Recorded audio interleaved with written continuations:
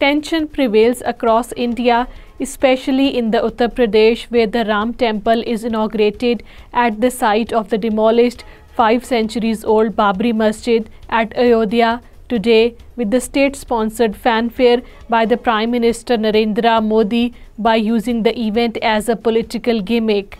According to Kashmir Media Service, the Muslim residents have sent their children and women to the relatives in the neighboring towns, fearing attacks by the Hindutva mob in the area. People through posters appearing in different areas of the occupied Kashmir have been urged to observe the Indian Republic Day on 26 January as a Black Day.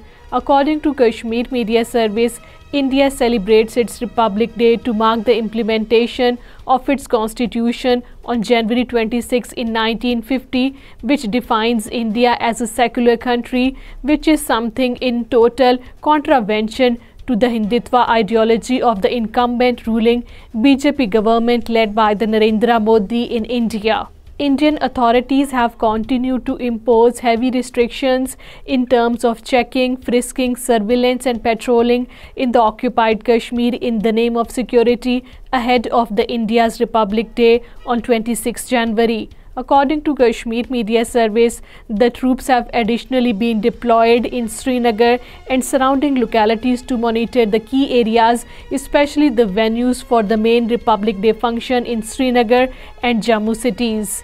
Narendra Modi-led Indian government, while blatantly interfering in the religious matters, has sealed the bank accounts of a masjid in Srinagar, triggering forceful anti-India protest demonstration in the city. According to Kashmir Media Service, the bank accounts of the masjid, named after the prominent Sufi cleric Khwaja Habibullah Nushairi, were frozen in Nushaira area of the Srinagar. The move has triggered protests.